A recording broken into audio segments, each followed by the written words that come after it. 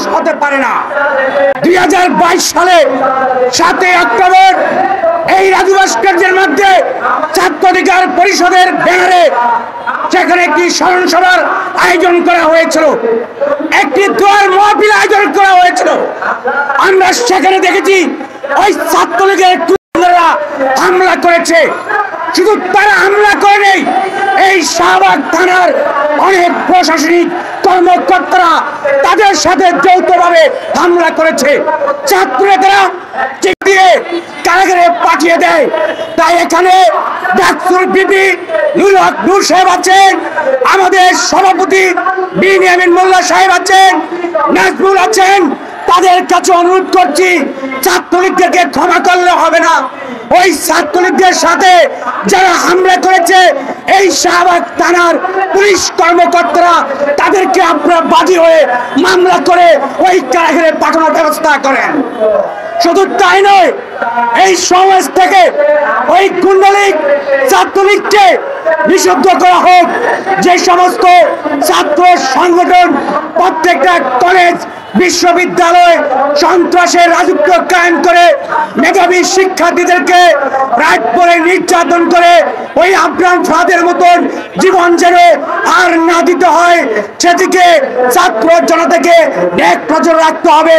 তাই শুধু ছাত্রলীগকে আইনের আওতায় এনে শাস্তির ব্যবস্থা করলেই হবে না, তাদের ইন্ধনদাতা হচ্ছে স্বৈরাচার শেখ হাসিনা সহ ওই কেরানীগঞ্জ কারাগারে পাঠানোর ব্যবস্থা করতে হবে। 19 সালের আজকের এই দিনে ভারতীয় আগ্রাসনের বিরুদ্ধে কথা বলায়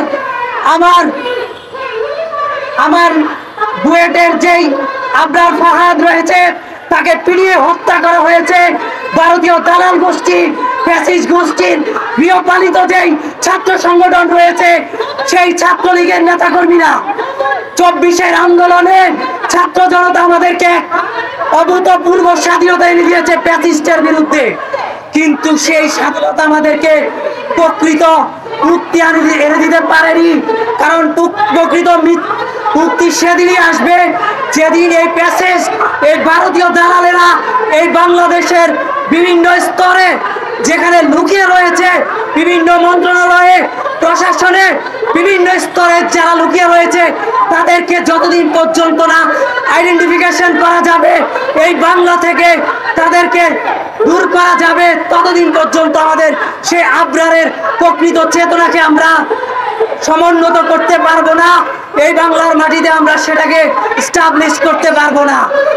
আবরার কথা বলেছে আমাদের জাতীয় স্বার্থে, তিস্তা আমার, তিপাই আমার, বোরাক আমার, ব্রহ্মপুত্র আমার, নাপ আমার, হলদা আমার, অভিন্ন প্রত্যেকটা আন্তর্জাতিক নদী যেই দেশের মধ্য দিয়ে প্রবাহিত হয়েছে প্রত্যেকটা দেশের ন্যায্য হিস্সা রয়েছে।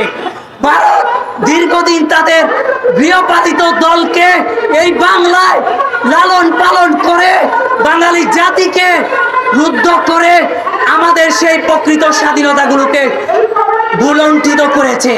আজ সময় এসেছে সেই ভারতীয় আগ্রাসনের বিরুদ্ধে জোর আওয়াজ তোলার।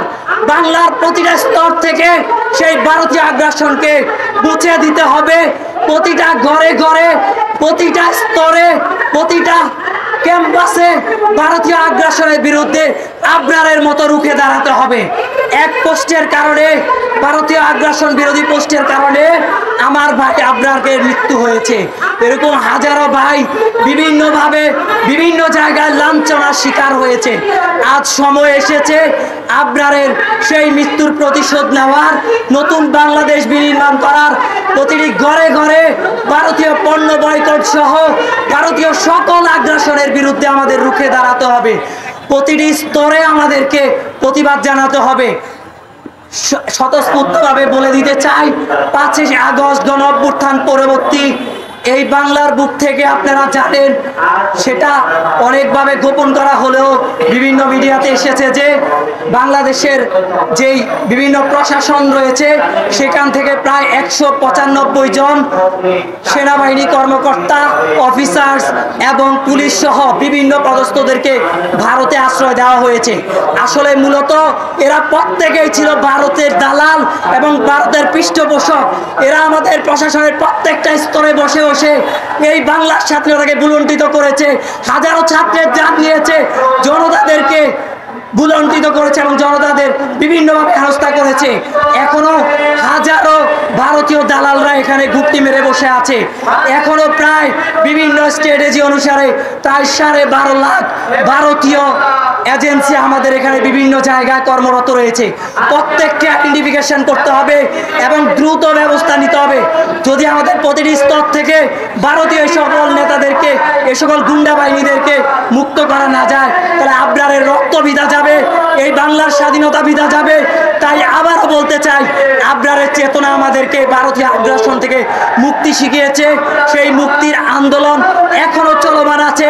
সবাইকে সে আন্দোলন অংশগ্রহণ করতে হবে এবং ভারতের যে আগ্রাসন সেটাকে রুখে দিতে হবে।